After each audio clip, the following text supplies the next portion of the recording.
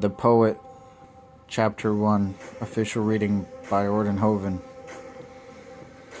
When I finally reached him, I struck with the blade. The swipe I made with the blade wasn't long at all. Though it was deep, I cut him approximately from his ear to his chin. When he yelled, blood gushed out from between the two flaps of skin, and a scream rushed out of my mother's mouth as soon as she had realized what had happened. His was more a gargle than a yell.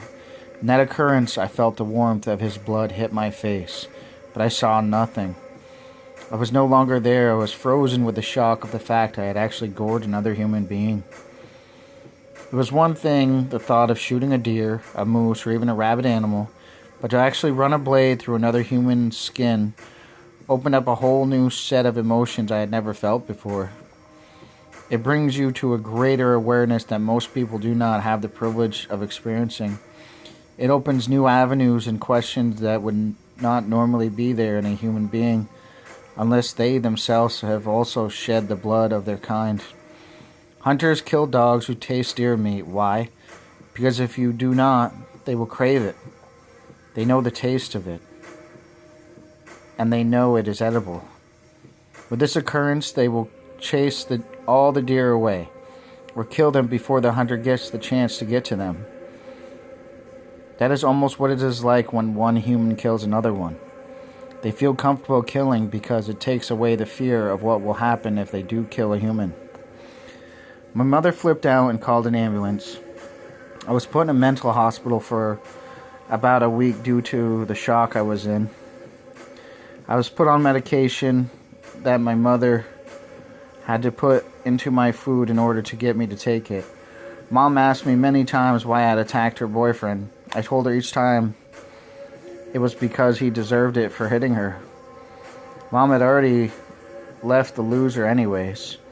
At age 6, another stepdad threw me through my bedroom window, trying to rid his life of this little distraction he saw my mother had. This caused permanent scarring on my forehead, left cheek, and mind. I died twice in the hospital, but obviously was revived each time.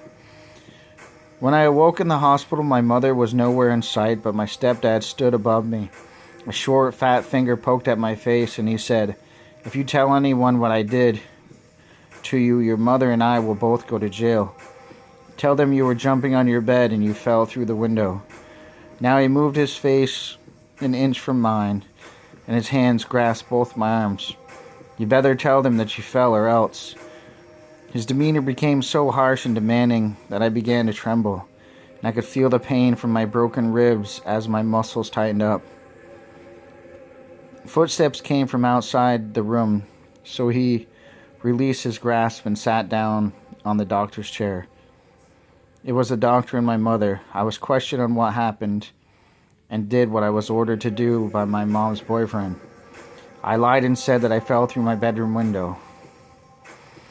All this happened as my dad drank himself to not caring. I was living with him at the time, and he also did harsh things to me. He hit me multiple occasions, cut my throat with the glass of a window that I broke, smashed my head into the corner as he tried to put me in it while drunk. And he saw me roundhouse kick my brother, so he decided to roundhouse kick me through the living room wall. Chapter 1, reading by Orden Joven. The Poet. The Poet, Orden Joven, reading.